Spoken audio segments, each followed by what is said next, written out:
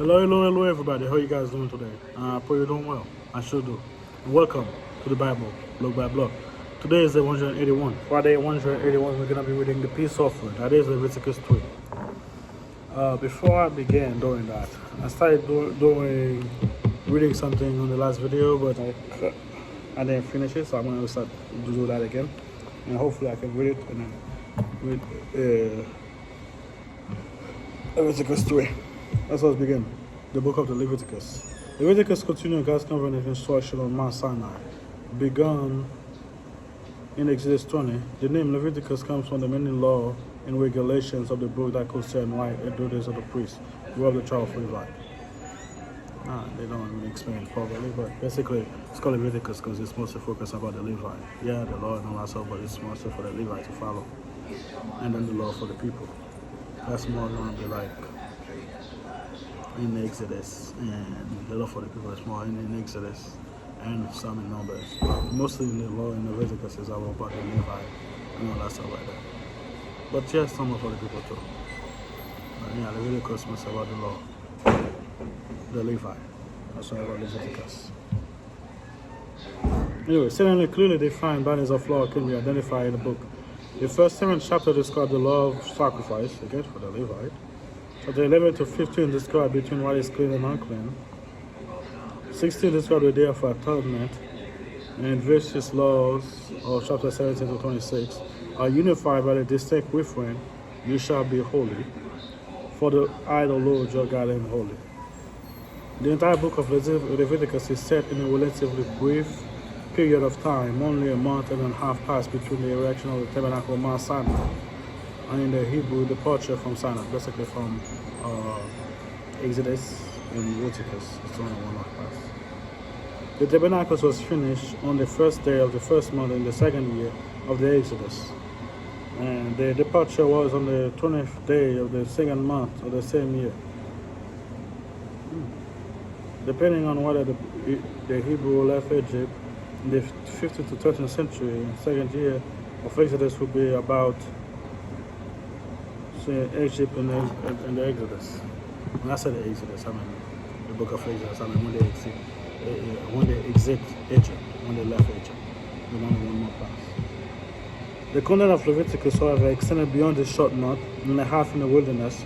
Many of the law clearly pertain at the time after the Israelites had entered the land. For instance, the law of planting field and cleaning his house partly of this season. Some suggest at least the current form of the book was actually composed later than this context would suggest. Perhaps of several different law codes.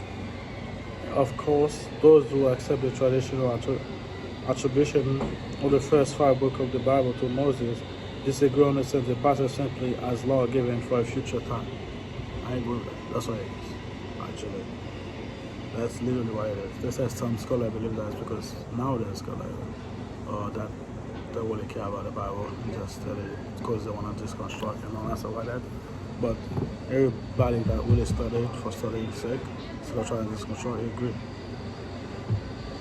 It's called the first 5 books of Moses for a reason. Yeah, he didn't like them, but it was written during his time. The animal sacrifice described so carefully in Leviticus fit properly in the historical context of the book. The animal sacrifice was universal in ancient Near Eastern religion, so Israel's sacrifice of animals is hardly surprising. More striking though, the absolute prohibition against the equality common practice of child sacrifice. Alright, that's sweet. It's Leviticus 3. Peace offering. When it's offering a sacrifice of peace offering, if you offer it of a herd, whether male or female, he shall offer it without blemish before the Lord. And he shall lay his hand on the head of his offering and kill it at the door of the tabernacle of meeting. And Aaron's sons, the priests, shall sprinkle the blood all around the altar. Then he shall offer the sacrifice of peace offering, an offering made by fire to the Lord.